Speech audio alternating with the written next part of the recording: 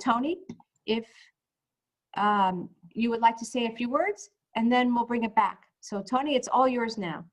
Sounds good. I just wanted to thank everyone for taking the time to attend this session, and also for your commitment to the future sessions that we have planned. We have 3 more after this. You know, the SLT really just wanted an opportunity for us to all connect in some way. You know, this has been a strange year with a lot of virtual connections, and we thought this would be a nice, unique forum to do that. We really wanted, you know, to be able to have a dialogue, to be able to address and discuss all the changes that we have seen in this year. And it's been quite a year. Can we?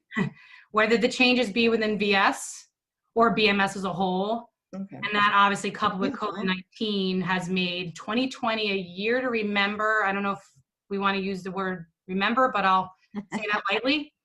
And we do want to recognize that while the session is about resilience, the SLT has been so impressed with how resilient you all have been through everything that is going on.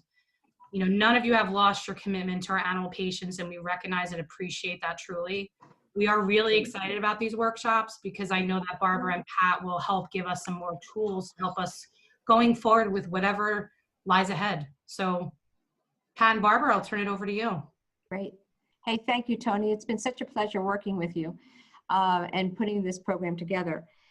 Want to let you know something that Tony was mentioning is that that there are 3 workshops after this. The second one is a continuation of this program. So this workshop has been broken up into 2 sessions, with part 2 going to be offered on December 17th.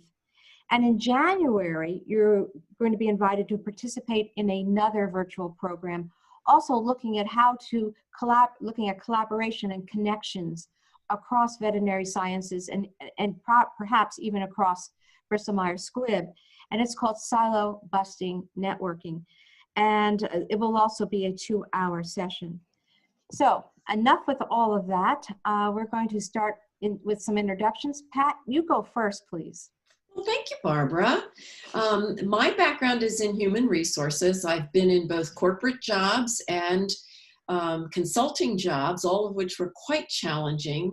And I think I'm a pretty resilient person by nature. So that really helped me step up to the challenges that I've faced in my long career. When I'm not helping people learn resilience skills or silo busting networking skills, I'm helping women understand and develop the skills that make female executives successful. And then finally, I live in beautiful Bucks County, Pennsylvania, with my husband of 46 years. I was married very young. My husband, David, and our feline friends, Juno and Jasper. Great. Thanks, Pat.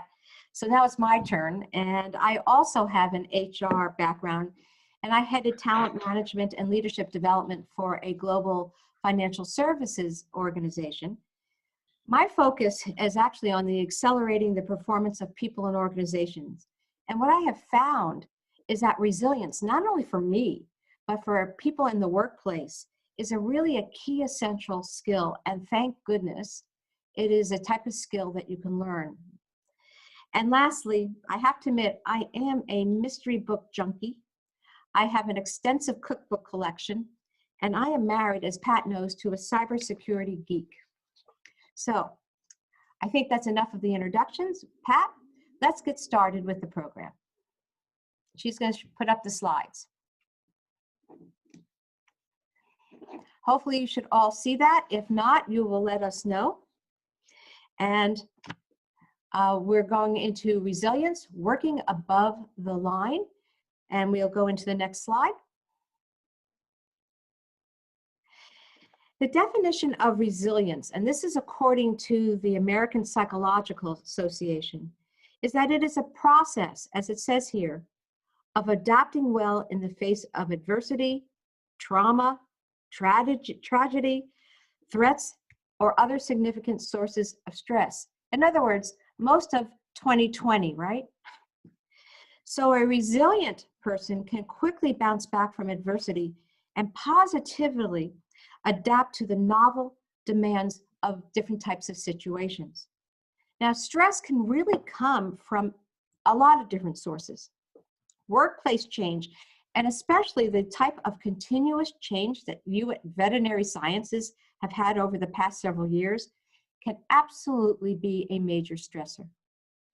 Resilience can not only help you cope with the stress from workplace change and other types of change that can happen to you, but actually resilience can empower you to grow and even improve your life along the way. Now, interesting, we've had a space shot recently, and we're going to go to the next one. Yep. And further reinforcing the importance of resilience was the launch of last month, actually, that kicked off what NASA hopes will be years of SpaceX conducting routine trips to keep the International Spaceship Station, fully staffed. Now, the astronauts have nicknamed their spaceship Resilience. So when Pat and I saw this, we said, oh my gosh, we have to actually put this into our slides. And it was named Resilience in recognition of the global pandemic, economic hardships, and civil unrest that has made 2020 a particularly challenging year. And that is a quote by astronaut Michael Hopkins, who's already now on the space station.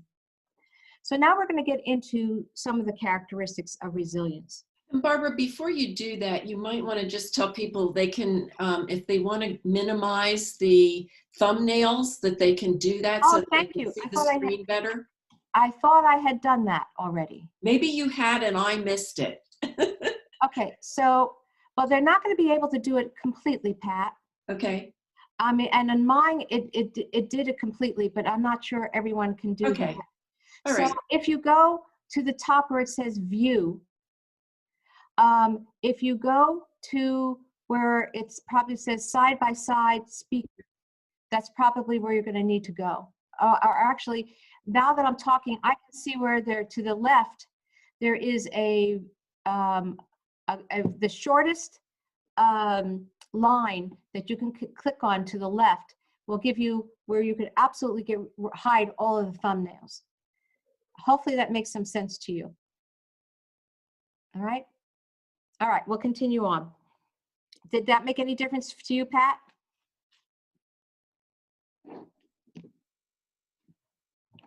Pat, are you there? Sorry, I was muted. Yes, it did. Thank you. Okay, thank you. All right. So we get to this slide, and how do you know if you are resilient? Well, there are several symptoms of both low and high, but we're going to get into the low resilience first. We're not going to get into detail on all of these, but we're going to highlight just a few. Now, the first one that I'm going to talk about, we can all probably recognize. Being irritable and quick to anger is the most common characteristic of low resilience, and it often can lead to conflict in the workplace. Never mind what it does at home, right? But the idea that you rush to being irritable, that you're quick to anger, that is showing that there's not necessarily a reserve in your mindset. Another common type of low resilience is trouble sleeping, and it's common among people with low resilience. And probably the most troubling characteristic of low resilience is the lack of hope that can lead to cynicism or worse. So we'll now go on to what is the better side, the brighter side of high resilience, and that is that resilient people draw a boundary around stress and trauma, and they don't let it take control of their lives and of who they are. They're allowed to, they create this boundary, almost compartmentalize it, so that they're not living with it every minute of every day. Resilient people are aware of what they need and what they don't need, both from a psychological basis and physiologically, and they know when it's time to get help. They accept that stress and pain are basically a part of living, and they lean into the experience so they can actually experience the full range of emotions, trusting that they will bounce back. For some people, they just think if they're in a bad situation, it'll be forever. But if you have high resilience, then you know that it probably is more temporary. Finally, and perhaps most importantly, resilient people get rid of the tornado of thoughts brought on by stress. They get their thoughts onto paper or they talk with others about it. So you know what it's like when you go to bed and you just have that constant going on in your head about issues, constant, and therefore it interrupts your sleep. So now that we've gone over some characteristics of both low and high resilience, and you have some understanding of those symptoms, let's now take a poll about where you might stand. So the poll, Pat, thank you for putting it up. What I'd like you to do is to indicate to the extent to which you agree with this statement, I fit the description of a highly resilient person. And so if you will just click on, and we'll wait a little bit longer so everyone can start to click. Keep on going a little bit more. Still see a few more coming on. Continue to click. And I have another person coming in. All right, I'm going to end the polling. And I'm going to share the results. So you should all see that most of you agree, which is wonderful, that you feel like you are of a resilient, some even strongly, and that some are probably in the middle, and some feel that that resilience is low for them right now. And for those of you who said you don't think you are resilient, or said you aren't sure if you are, there's good news. What the American Psychological Association tells us is that resilience involves behaviors, thoughts. I'm going to do a stop share here. And we have a question. Is being highly resilient in a constant state? We're going to get into that. Thank you, Raja, for asking that question. And the answer is it's not a constant state, but we're going to talk about that in a moment. So the APA tells us that resilience involves behaviors, thoughts, and actions that anyone can learn and develop. Now, psychological resilience is both a trait and a process that changes over time. So Raja, it's almost as if I planted you in this audience, because now I'm going to answer your question. From a trait perspective, people differ in their general ability to deal with life challenges. Now, you probably all know that there are people you have worked with or people in your life that seem to be able to deal with stress, hardship, challenges better than other people. So that is the trait type of resilience. But there is also a process perspective. And this is resilience that is dynamic, and, Raja, it can actually fluctuate. While a person may react positively to adversity at one point in his or her life, it does not mean that that person will react in the same resilient way during other adverse moments in his or her life. So yes, it absolutely can fluctuate.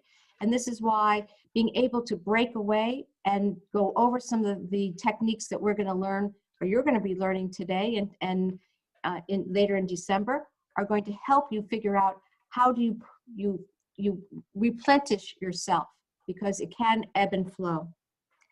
Resilience may alter if your circumstances alter.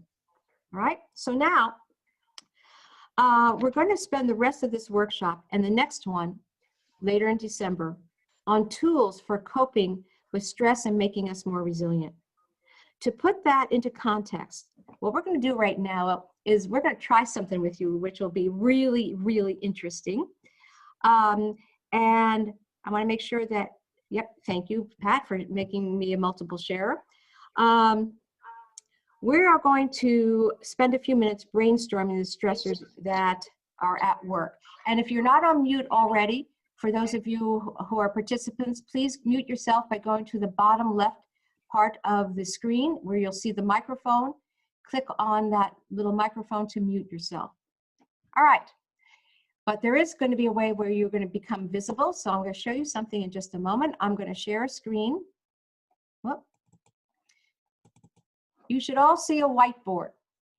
What I want you to do now is at the very top of the screen, you should see in a black line, you should see where it says View Options. Please click on that now. So click on View Options. Then click on Annotate.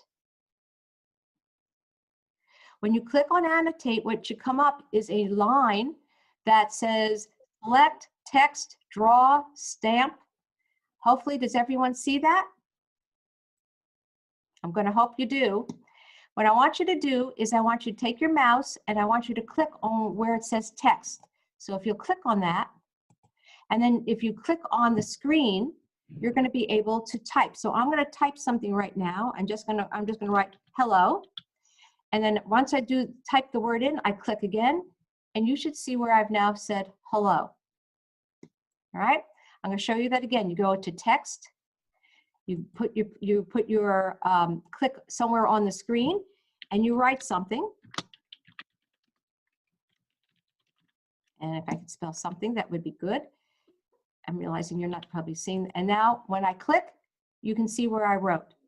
I'm going to clear this. And what I'm going to ask you all to do is in just a moment, I want you to start sharing some of the stressors you are facing at work. So I'm going to ask you to go up to text, find a spot, and I want you to use the whole screen, not just the center. Go all over the whole screen. And I want you to type in, oh, we've got something called dead. That's interesting. I want you to type in a stressor that you are facing at work. So go ahead and do it as quickly as you can. Workload, cool. Lots of Volatile, change. COVID, constant change, Yeah. trust, deadlines, workload, staffing shortages. Go ahead, anyone else? Go ahead and continue writing some things in. Not staffing issues. Yeah. Yeah, That keeps coming up. yep, job security. Anything else that you see, Pat? Trust. Yep. Ambiguity, work-life balance, transformations. Boy, you've been going through a lot of them. Cool. I'll give you a few more, a couple more seconds and have you write some more training needs. Yeah, look at all of this. There are not enough people. Risk of COVID. My mask. Yeah. So these And are Barbara, all. it looks like change and insufficient staffing are kind of coming up over and over again. Yeah. Got some themes there. Home Home issues. issues. Yeah. Boy, I would think that would be a big one. Accountability. FaceTime, mask. Yeah. Mask, and more. Yeah. Well, there's light at the end of the tunnel, at least. Trust. Yeah. There's another trust. Yeah. So if you're going to write, make sure you're picking a space that no one else was. It's hard sometimes for you to see where those are. But okay, thank you for sharing. I am going to do a clear, and we're going to move on. Thank you. What we're going to do is we're going to refer back to these as we go through. And let's see, I'm going to just stop share. Pat, it's now back to the screen, and it's now back to you. Okay, thank you. So there are a lot of different ways that people cope with adversity and maintain their resilience, and those things promote well-being. So as Barbara and I were putting together this workshop, we said, oh, we got to narrow this down because we only have an hour. We can only cover a few. And so what we decided in our two one-hour workshops is that we're going to focus on 4 coping strategies. Optimism and values, which we're going to cover today. And then when we come back again on December 17th, we'll talk about growth mindset and connections. But we'll talk about each of these strategies one at a time and do some exercises that we hope will help you develop them. So we're going to start with optimism.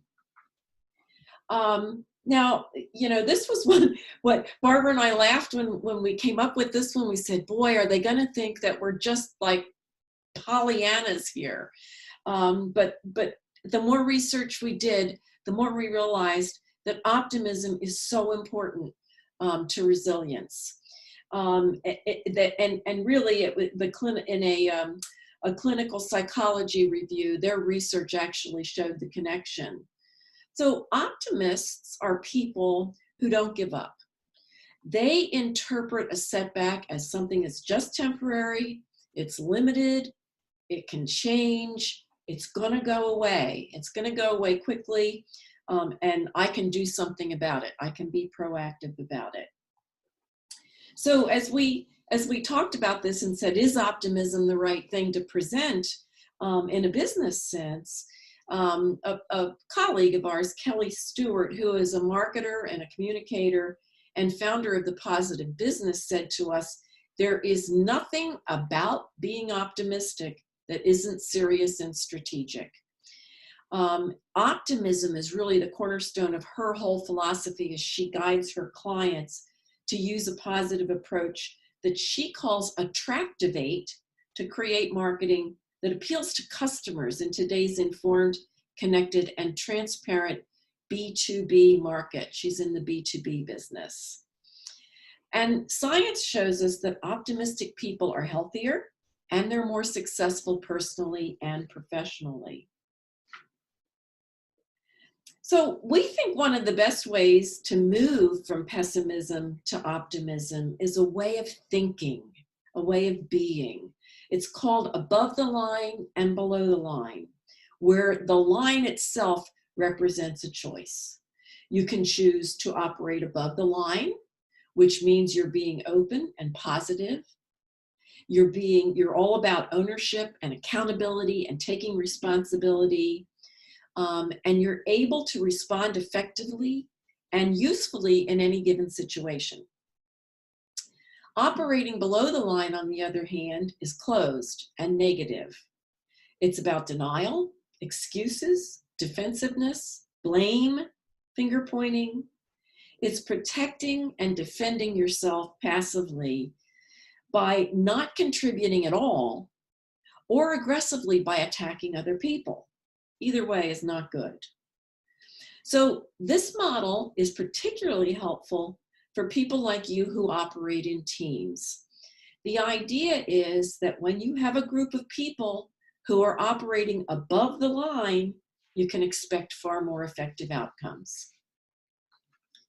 Let's watch a video about above and below the line thinking. .com. One question that conscious leaders ask themselves over and over is, where am I? To support leaders in locating themselves as they ask the question, where am I? We offer this tool, a line, a simple black line. At any moment, all leaders and all people are either above the line or below the line. Our location describes how we're being with what is occurring in our life right now. If we're above the line, we are open, curious, and committed to learning. If we are below the line, we are closed, defensive, and committed to being right. Stop right now and simply ask yourself, where am I? In this now moment, am I above the line or below the line? Typically, when people are below the line, they believe certain things about the world. For example, they believe there is not enough. It could be that there's not enough money, or time, or space, or energy, or love. People below the line also believe that their story about the situation is right.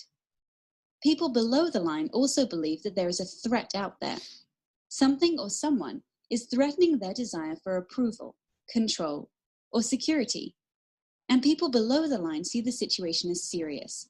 The deeper below the line they are, the more serious things look. People below the line tend to behave certain ways as well.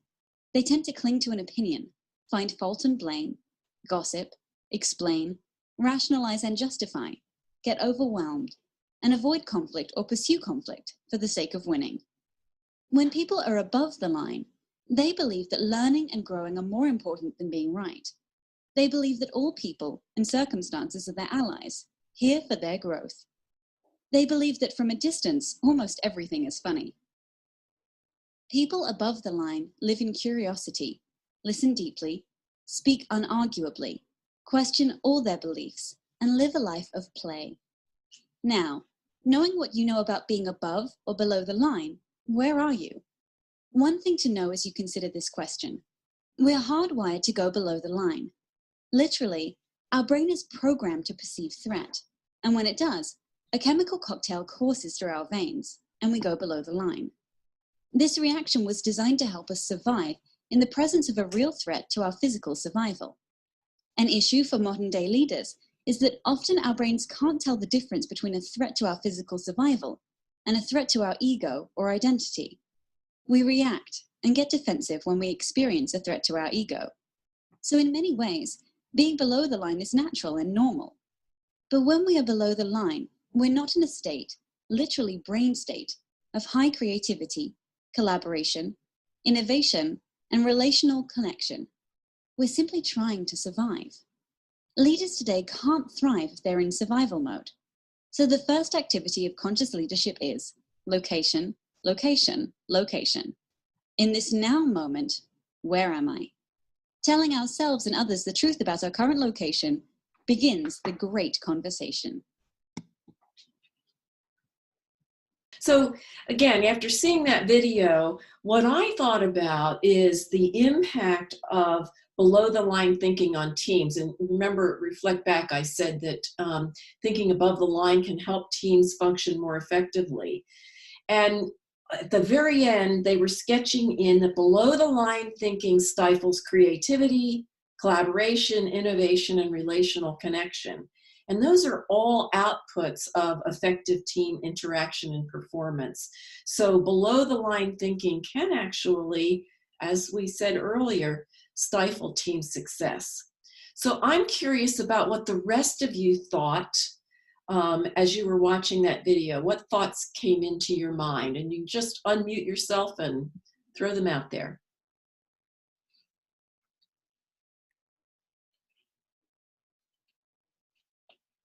Not all at once. No one? I think there were some characteristics on both sides of the line that you could connect with depending on the day, right? Yeah, absolutely. Very situational. And I think that's what they were pointing out with the location, location, and location. I feel like sometimes I'm right on the line, sometimes as of late, but I try to be on the upper side of the line. Yeah, so James, you're really making that choice, but you're making it again and again, right? Mm-hmm. Cool. Okay, in the interest of time, those are good observations, but in the interest of time, I think we should move along. So let me go back to sharing the slides. And what we're going to do is to put you into breakout groups for a brief exercise. The instructions are in your participant guide, but here's what we'd like you to do. When you get into your breakout rooms, just take a minute or two and each of you rate yourselves on a scale from 1 to 10, where 1 is never operating above the line and 10 is always operating above the line. And just rate yourself for where you are most often. And as John said, you might be right smack dab in the middle, but where you think you are in most circumstances. Then when everyone has rated themselves, calculate an average for your group, and then discuss as a group, is that average representative of veterinary services as a whole? And if not, what do you think the right number is for the group as a whole? Then, what 3 behavior changes that, if everyone in VS made these changes, would move that needle just 1 point toward the top end of the scale? Is a recorder from one of the groups want to volunteer to tell us what they came up with? I will. Yeah. Okay, good. Go for it. Okay, I'm Donna Fletcher. So our team average was 6.3. And, oh, can you hear me? Yeah. Yeah, okay. And so what we felt was that number was due to personnel cuts and transformation. And then we felt that the areas that could be worked on, communication, that, you know, sometimes they communicate, but they leave out the important stuff. And so transparency would be really nice to let us know exactly what's going on, and then improve communication between the groups. So groups at different sites and groups within, you know, the departments that we work with. Oh, well, that last one's a really good one because we're going to get into some of that in the silo busting networking workshops that we do in January. So hold that thought. Okay. Okay. Thanks, Donna. Donna, right? Yes. Yes. Thank you. Thank You're you. Another volunteer? I can do it for team. Michael, go ahead. So, we ended up already 6.5. We ended up- Having trouble hearing you. Yeah, we're having trouble hearing you, Michael. Yeah, we ended up. I'll put my earphones in. Okay, thank you. Good idea.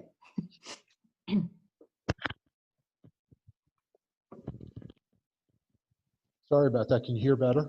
Oh, much better. Thank you. Okay, so we were 6.5 to 8. So we picked a 7 as our middle number for our team. We felt all of VS was right around 5. I think we fall on both sides of the chart. And the 2 areas that we thought could improve is around open and honest communication and building trust between teams, kind of following similar to what Don had said. Okay. And I'm telling you, both of those this is great. You're playing into the workshops that we're going to do in January. So great. Building trust. Okay, just one more and then we'll move on. I can volunteer. Great. So our team average was about a 6. We did kind of feel that it can spike up to a 9. It can drop down to a 4 depending on the day, you know, and what's going on. And you know, sometimes it takes a lot of energy to be a 9, and you're just tired a little bit. Yeah. So, so we felt that about a 6 or 7 was representative of VS as a whole. I think going into the holidays has been tough, and not being able to see families, that kind of impacts your work-life balance. And then the 3 top things that we came up with were communication, support, and transparency, which I think is a recurring theme. I think every group has mentioned communication, so. Yep. Okay, good. Thank you so much. And some of those were things that were creeping up on that whiteboard as well. So this is good for us. We'll you take these things into mind as we move into the second of the last 2 workshops in January. Okay, so we are now going to move into values. And I'm going to share my screen and Barbara's going to take us through it. Yeah, thank you very much, Pat. Okay, so thank you, and we're hoping that some of that discussion was interesting. And Tony, that might be an interesting thing for you and the SLT to get some of the other teams' results and get some of that information, because that might be helpful as you look at veterinary sciences and things that the whole area might want to work on. So the behavior changes that you talked about often reflect values. And as you can see, values over there on the screen is in red. And so this is a perfect segue into our next coping strategy, which is values. Now, many of you have heard of the author Stephen Covey, and he has a quote that we think was really particularly key here. He said, "The key to the ability to change is actually a changeless sense of who you are, what you are about, and what you value." So values are important to resilience because they are changeless and something you can control during times of change. Our values define how we behave as we work together to achieve our objectives. So what we have on the screen here is a look at veterinary science's current mission focus areas, and reading them across, we have standards, communication. Isn't that interesting? That was something that kept coming up and again when you talked about stress and things to relieve it for optimism. But standards, communication, teamwork, collaboration, and science. These are all values you and veterinary sciences should be sharing. So we'll go to the next screen. Thank you. And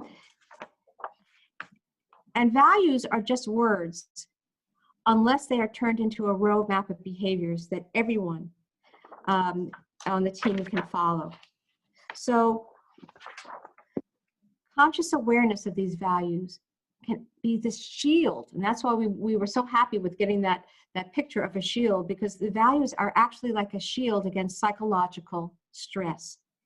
In 2005, a team of researchers from the University of California showed through rigorous testing that connecting to values can, 1, keep psychological response to stress at low or at least lower levels. 2, I love this one, reduce brooding over failure, and diminish defensive responses to disconcerting information, like what a latest change and how it can affect or upset you at times. Conscious awareness of values can be your shield against psychological stress for a team as well as individuals. So shared values within a team can be an effective shield to keep the team from being buffeted by those winds of change. Negativity, and there will always be some of that, negativity will create dents in this shield. So it's important that veterinary sciences values are defined in a way that bolster positivity. That is, that they are defined using above the line thinking. All right. Now values, and we're going to go to here, thank you. Values are words unless they are turned into a roadmap of behaviors that everyone on the team can follow. So we're going to put you back again into breakout groups, and we're going to have you do an exercise about creating a psychological shield using the values of veterinary science in terms of the mission focus areas: standards, communication, teamwork, collaboration, and science. To do this, again, as I said, we're going to put you into breakout rooms. And once you're in your breakout rooms, we want you to answer 2 questions. Now, all this information, by the way, is in that participant guide, but let me read them out to you now. The first question is, what do these focus areas, or these values that are the mission focus areas within veterinary sciences, what do they mean to you? Using just a few adjectives, how would you define them? Welcome back from there. All right, we are now at the very tail end. Thank you guys for hanging in with us. So what we're going to get into now is talking about a mindset.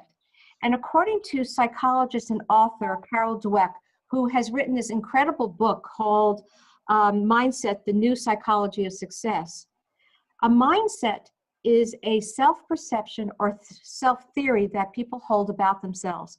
Now, believing that you are either intelligent or unintelligent is a simple example of a mindset.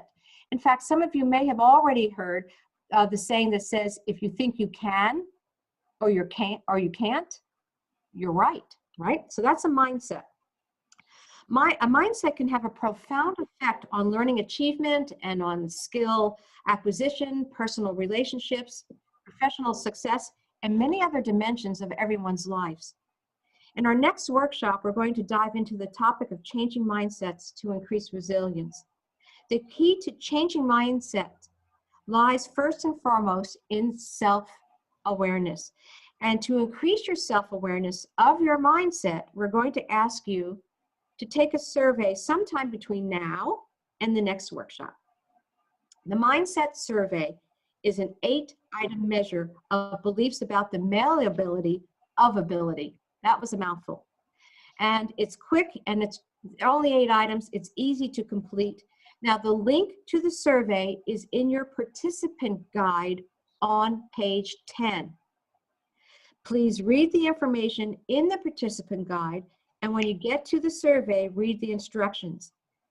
The survey results will be for your own use. No one else will see your results. And we'll do a general debrief at the start of the next workshop, but we won't ask you to share your results unless you really want to. As a reminder, that workshop is on December 17th, again, from 2 to 3 Eastern Standard Time, when we'll talk about 2 other strategies for resilience: growth mindset and connections.